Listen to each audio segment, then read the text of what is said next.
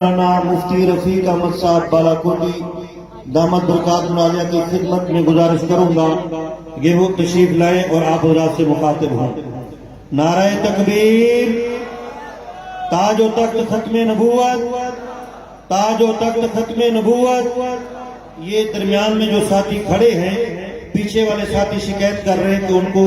Stage نظر نہیں آ رہا، یہ برائے مہربانی ناراض بھی نہ ہوں، بیٹھ جائیں۔ جزاک اللہ، تھوڑا سا پیچھے ہو کے بیٹھ جائیں۔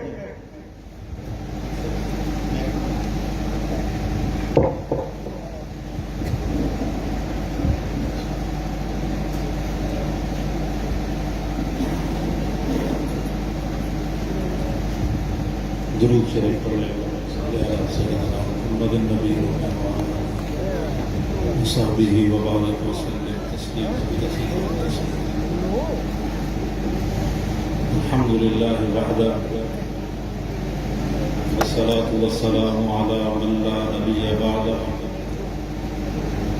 اما بعد فاعوذ باللہ من الشیطان الرجیم، بسم اللہ الرحمن الرحیم۔ وما أرسلناك إلا رحمة للعالمين وما كان محمد أبا أحد من رجالكم ولكن رسول الله وخاتم النبيين صدق الله مولانا العظيم وصدق رسوله النبي الأمي الأمين الكريم ونحن على ذلك لمن الشاهدين والشاكرين والحمد لله رب العالمين۔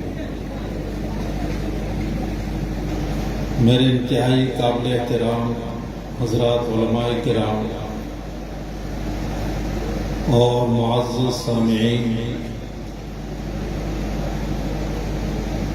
ہم سے پہلے بھی کئی خطباء نے، علماء کرام نے انتہائی عمدہ انداز سے، انتہائی دل سوزی کے ساتھ اور ایمان سے بھرے ہوئے جذبات کے ساتھ آپ کو یہ بات سمجھانے کی کوشش فرمائی ہے کہ نبی اکرم صلی اللہ علیہ وسلم خاتم النبیین ہیں اور آپ کی نبوت عالمگیر نبوت ہے۔ وما ارسلناک الا رحمۃ للعالمین، کہ رب العزت کی طرف سے نبوت کے واسطے سے مخلوق خدا کے لیے مہربانی کے، رحمتوں کے جو بھی سلسلے ہیں وہ عالمگیر طور پر نبی اکرم صلی اللہ علیہ وسلم کی ذات سے متعلق ہوئے اور نبی اکرم صلی اللہ علیہ وسلم پوری کائنات کے ہر خطے کے لیے، ہر زبان کے لوگوں کے لیے اور ہر علاقے کے لیے، ہر رنگ و نسل کے لیے بلا امتیاز اللہ کی رحمتوں کے حصول کا ذریعہ اور ہدایت کا ذریعہ ہے۔ اور نبی اکرم صلی اللہ علیہ وسلم ہی وہ ہستی ہیں کہ جو خاتم النبیین ہیں۔ تو ہمارے خطباء کرام نے یہ سمجھانے کی کوشش کی کہ ایک مسلمان کی حیثیت سے ہمیں یہ معلوم ہونا چاہیے کہ نبی اکرم صلی اللہ علیہ وسلم خاتم النبیین بھی ہیں اور عالمگیر نبی بھی ہیں۔ اور دوسری بات، جو بھی مسلمان کلمہ پڑھتا ہے اس کو اس میں اشکال نہیں ہے کہ نبی اکرم صلی اللہ علیہ وسلم پوری کائنات کے لیے نبی ہیں اور خاتم النبیین ہیں، لیکن اس کے باوجود، ایک بدیع اور واضح بات ہونے کے باوجود، گزشتہ صدی میں انگریز کی آمد کے موقع پہ انگریز سے مزاحمت کو روکنے اور توڑنے کے لیے ایک ایسی نامناسب، ناموزون اور نامعقول شخصیت کو ایک مذہبی پیشوا کے طور پہ اجاگر کیا گیا کہ جو کافروں کے خلاف، اسلام کے خلاف حملہ آور ہونے کے جذبات کو ختم کرنے میں کردار ادا کرے، جو کفار اور غیروں کی مزاحمت کے جذبات کو مارنے کے لیے جو ہستی کردار ادا کرے، ایک ایسی ہستی کا وجود ضروری ہے ہندوستان کے لیے۔ اس مقصد کے لیے مرزا قادیانی کو لانچ کیا گیا اور اس کو تیار کیا گیا کہ وہ مسلمانوں کے دلوں سے کفر کے خلاف لڑنے اور کفر کی مزاحمت کرنے کے جذبات کو مٹا سکا۔ تو یہ آپ نے ہماری ان مجلسوں میں سنا ہے کہ بڑی وضاحت کے ساتھ یہ سمجھایا جا رہا ہے کہ مرزا غلام احمد قادیانی کے نام سے جس شخص نے نبی ہونے کا دعویٰ کیا تھا، صریح حقیقت کے خلاف ایک بہت بڑا جھوٹا دعویٰ کیا تھا۔ یہ دعویٰ اور اس دعوے کو سچا ماننے والا کوئی بھی انسان وہ مسلمان اور مومن نہیں ہو سکتا، تو قادیانی کہلانے والا کوئی انسان اور قادیانی کو سچا سمجھنے والا کوئی انسان وہ مسلمان اور مومن نہیں ہو سکتا۔ تو میرے بھائیوں، میں مختصر انداز میں اسی بات کی وجہ بتا کر کے آپ سے اجازت چاہتا ہوں کہ آخر کیا وجہ ہے کہ نبی اکرم صلی اللہ علیہ وسلم خاتم النبیین ہیں اور آپ کی رحمت اور آپ کا رحمت للعالمین ہونا اور آپ کی نبوت کا پوری کائنات کے کونے کونے تک پہنچنے کے باوجود قادیانیت جب اس کا انکار کرتے ہیں تو قادیانیوں کو کافر قرار دیا جاتا ہے اور ان کو غیر مسلم ثابت کیا جاتا ہے، ان کو غیر مسلم کہا جاتا ہے۔ آخر ایسا کیوں ہے؟ جیسے ہم سے پہلے مقرر فرما رہے تھے اور آپ نے بہت اچھے انداز سے اس بات کو سمجھا ہے کہ قادیانیت وہ بھی یہی کلمہ پڑھتے ہیں، توحید کا اقرار بھی کرتے ہیں اور رسالت کا دعویٰ بھی کرتے ہیں، اس کے باوجود جو ہے وہ کافر کیوں ہے، اس بات کو سمجھنے کی ضرورت ہے۔ میرے بھائیوں، قرآن کریم ہم میں سے ہر ایک مسلمان کسی نے کسی حد تک پڑھا ہوا ہے۔ جنہوں نے نہیں بھی پڑھا ہوا تو علماء کرام سے انہوں نے سن رکھا ہے اور اس عقیدے کو بہت ہی وضاحت کے ساتھ سمجھ رکھا ہے۔ لیکن میں آپ کے اور عوام کے سمجھنے کے لیے ایک بات عرض کرنے جا رہا ہوں کہ قادیانی یہ کلمہ پڑھنے کے باوجود، محمد الرسول اللہ کی صدا بلند کرنے کے باوجود مسلمان کیوں نہیں ہیں؟ اس کی وجہ یہ ہے، بنیادی وجہ یہ ہے کہ محمد الرسول اللہ کے معنی اور مصداق کے اندر غلطی کرتے ہیں اور اس کا غلط مفہوم امت کو بتا کر کے خود بھی گمراہ ہوتے ہیں، دوسروں کو بھی گمراہ کرتے ہیں۔ یہ گمراہ کیوں ہے؟ اس کی وجہ یہ ہے کہ علماء کرام تشریف فرما ہے کہ نبی اکرم صلی اللہ علیہ وسلم سے لے کر پہلے نبی سیدنا آدم علیہ السلام تک تمام انبیاء کرام علیہ السلام کے ہاں ایمان کی 3 بنیادیں تھیں جن کو اصول ایمان کہا جاتا ہے۔ ایمان کی ایک بنیاد توحید ہے، یہ تمام انبیاء کرام علیہ السلام کے درمیان مشترک رہی۔ دوسری بنیاد تھی ایمان کی رسالت، تو ہر نبی اور اس کا امتی منصب رسالت کے اوپر ایمان لانے کو ضروری قرار دیتا تھا۔ اس کے بغیر کوئی بھی کسی بھی نبی کی نبوت اور اس کی دعوت یہ ایمان والی دعوت نہیں کہلائی، بلکہ ہر نبی کی دعوت میں یہ دونوں عنصر شامل تھے۔ اور تیسرا اصول جس کو اصول ایمان کہا جاتا ہے وہ عقیدہ آخرت، ایمان بالآخرت۔ تو تمام نبیوں کے ہاں یہ 3 چیزیں اصول ایمان کے طور پر مشترک چلی آ رہی ہیں۔ ہر نبی نے خود بھی اور اپنی امت کو بھی بتایا کہ توحید کے بغیر ایمان نہیں ہو سکتا۔ ہر نبی نے خود بھی اس پہ ایمان رکھا اور امت کو بھی بتایا کہ منصب رسالت کے اوپر ایمان لائے بغیر کوئی ایمان معتبر نہیں ہو سکتا۔ ہر نبی نے خود بھی یہ عقیدہ اپنایا اور امت کو بھی بتایا کہ آخرت کے اوپر ایمان کے بغیر ایمان نہیں ہو سکتا۔ تو میرے بھائیوں، یہاں پہ جو درمیان میں عقیدہ رسالت ہے، عقیدہ رسالت سے متعلق جو وضاحت ہر نبی نے اپنے امتی کے سامنے رکھی ہے، حضرت آدم علیہ السلام سے لے کر نبی اکرم صلی اللہ علیہ وسلم تک اس منصب رسالت کی وضاحت یہ تھی کہ ہر نبی خود بھی اور اپنی امتی کو بھی یہ بتائے کہ آپ نے مجھ سے پہلے آئے ہوئے رسول کی رسالت کو بھی ماننا ہے، اس کے اوپر بھی ایمان لانا ہے، اور میری رسالت کے اوپر بھی ایمان لانا ہے، اور میرے بعد جو نبی آئے گا اس کی رسالت کے اوپر بھی آپ نے ایمان لانا ہے۔ تو رسالت کے مفہوم کے اندر یہ چیز شامل تھی کہ جب تک نبی اپنے سے پہلوں کی رسالت کا اقرار نہ کروائے اور اپنی رسالت کا اقرار نہ کروائے اور اپنے بعد والوں کی رسالت کے بارے میں اپنی امت کو وصیت کر کے نہ جائے کہ بعد میں جو نبی آئے گا اس کو بھی آپ نے ماننا ہے، تو تب تک جو ہے وہ رسالت کا مفہوم پورا نہیں ہوتا تھا۔ تو رسالت کا مفہوم پورا ہونے کے لیے یہ شرائط تھی۔ حضرت ابراہیم علیہ السلام کی مشہور دعا ہے، فرماتے ہیں کہ جب ابراہیم علیہ السلام نے اپنے فرائض منصبی اور کارہائے نبوت انجام دیے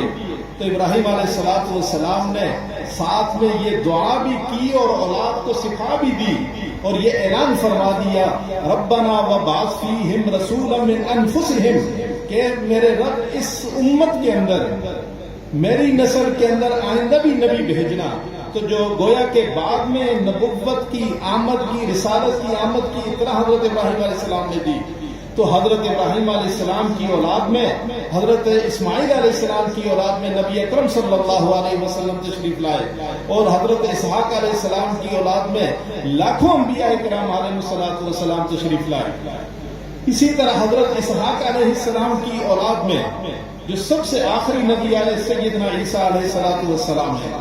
تو عیسیٰ علیہ السلام نے اپنی رسالت کا عقیدہ یوں سمجھایا تھا مبشرا برسول یاتی من بعد اسمہ احمد، کہ میری رسالت کے اوپر ایمان لانا یہ ایمان بالرسالت کے لیے کافی نہیں ہے، لیکن میرے بعد جو رسالت آئے گی اس رسالت کے اوپر بھی ایمان لائیں گے، تب جا کر کے رسالت کا مفہوم پورا ہوگا، اور اصول ایمان میں سے دوسرا اصل تب جا کر کے کامل مکمل بیان ہو سکے گا، ورنہ کسی مسیحی کا، کسی عیسائی کا، کسی یہودی کا ایمان اس عقیدے کے بغیر پورا نہیں ہو سکتا۔ چنانچہ اسی عقیدے کے تحت یہود مدینہ میں آ کے آباد ہوئے، اور نصارہ جو ہے وہ نبی اکرم صلی اللہ علیہ وسلم کے ان کے جو اعلی علم تھے وہ آپ کے ہمدرد اور آپ کے بارے میں نرم جذبات کے حامل اسی بنیاد پر بنے کہ ان کی کتابوں کے اندر یہ گواہی موجود تھی۔ میرے بھائیوں، اعلی علم جانتے ہیں اور ان سے سیکھنا چاہیے کہ حضرت عیسیٰ علیہ السلام نے اپنے بعد آنے والے منصب رسالت کے حامل اور مالک کی جو نشاندہی کی ہے مبشرا برسول یاتی من بعد اسمہ احمد، ایک ہی رسول آئے گا اور اس ایک رسول کا نام احمد ہوگا، کہ نبی اکرم صلی اللہ علیہ وسلم کے رسول بھی ایک ہی ہے، اور اس کا نام بھی متعین کر دیا کہ کوئی غیر متعین آ کر کے اس رسالت کے منصب کی طرف لپک کر کے غلط دعویٰ کر کے لوگوں کی اور امت کی گمراہی کا ذریعہ نہ بنے۔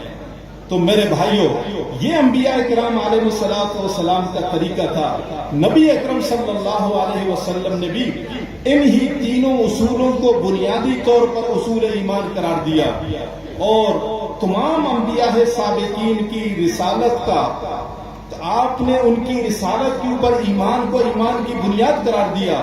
لیکن میرے بھائیوں، یہ سمجھنا چاہیے، ہر مسلمان کو سمجھنا چاہیے کہ قرآن کریم کا پہلا پہلے پارے کی دوسری سورہ بقرہ جب آپ پڑھتے ہیں، اس میں نبی اکرم صلی اللہ علیہ وسلم کی کہ منصب رسالت کی جب وضاحت کی جاتی ہے تو فرماتے ہیں کہ وہاں پہ آ کر کے یہ سلسلہ آئندہ کسی نبوت کی نشاندہی پر، آئندہ کسی نبوت کے ماننے پر موقوف نہیں ہے، بلکہ مومن وہی ہوگا جو نبی اکرم صلی اللہ علیہ وسلم سے لے کر ان سے پہلے انبیاء کرام علیہ السلام کی نبوت اور رسالت کو ماننے والا ہوگا۔ والذین یؤمنون بما انزل الیک وما انزل من قبل وهم بالآخرۃ هم یوقنون، کہ جو بھی اس کے بعد نبی آئے گا، نبوت کا سلسلہ، وحی کا سلسلہ، والذین یؤمنون بما انزل الیک، آپ کی طرف جو وحی آ چکی ہے، اب مدار ایمان و ہدایت یہی وحی ہے، اور اس کے بعد منصب رسالت کے اوپر ایمان کا جو تقاضا ہے، اور وہ تقاضا پورا ہوگا کہ آپ سے وما انزل من قبلک، آپ سے پہلے انبیاء کی طرف جو وحی آ چکی ہے، اب میں ایمان بالرسالت کے لیے اس سابقہ وحی کو تو آپ مانیں گے،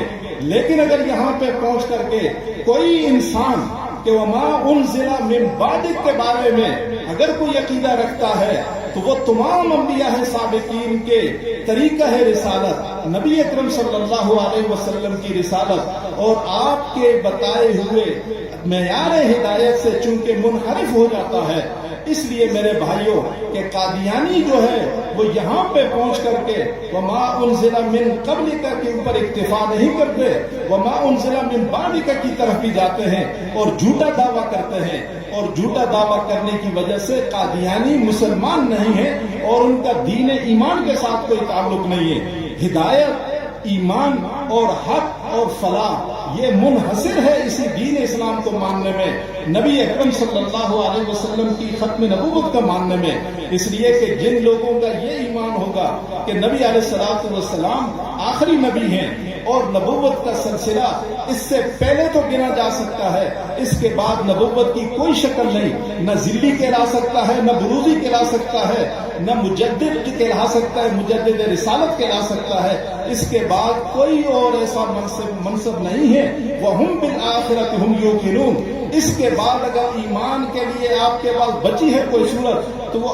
ایمان بالآخرت ہے، اور ایمان بالآخرت کو رسالت کے ساتھ جوڑنے کا مقصد یہ ہے یہاں پر میرے بھائیوں کہ اس کے بعد تا قیامت اب ایمان بالآخرت ہی بچا ہے، ایمان بالرسالت کی حضور کے بعد کوئی اور شکل نہیں ہے۔ اگر یہ عقیدہ آپ کے اندر آ جاتا ہے، اس عقیدے کو آپ سمجھ جاتے ہیں، علماء کی مجلس میں یہ بات ہمارے سامنے واضح ہو جاتی ہے، تو اولئک هم المفلحون، اولئک علی ھدی من ربہم اولئک هم المفلحون، تو ایسے ہی لوگوں کو کہا جا سکتا ہے یہی ہدایت یافتہ ہے۔ علماء کرام جانتے ہیں کہ یہ حسر کے لیے بیان فرمایا گیا کہ ہدایت کی کوئی اور شکل نہیں ہے، ہدایت کی شکل صرف یہی ہے کہ آپ رسول اللہ صلی اللہ علیہ وسلم کی ختم نبوت کو مانیں اور آپ صلی اللہ علیہ وسلم سے پہلے نبیوں کی نبوت کو مانیں، آپ کے بعد کسی نبی کی کسی قسم کی نبوت کا عقیدہ نہ رکھیں، تب آپ جو ہے مومن کہلائیں گے۔ اولئک علی ھدی من ربہم، یہی عقیدے والے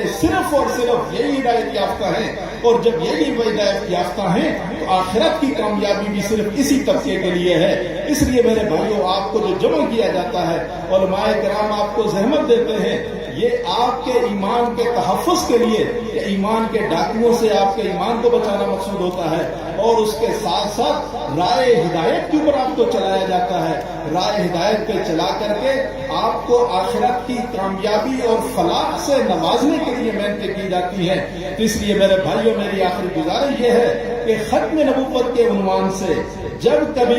جب آپ کو زحمت دی جائے، آپ کے تمام کاموں سے مقدم کام ختم نبوت کی آواز پہ لبیک کہنا ہوتا ہے۔ اس لیے میرے بھائیوں جس طرح آج آپ کی یہ مارکیٹ بند نظر آ رہی ہے، اسی طریقے سے دنیا کا ہر کام کاج آپ کا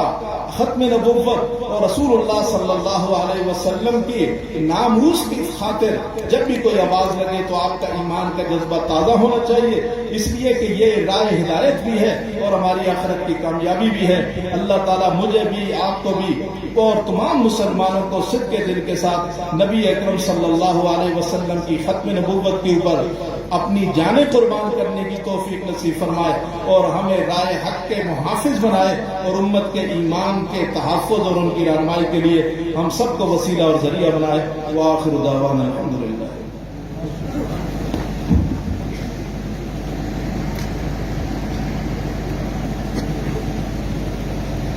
ماشاءاللہ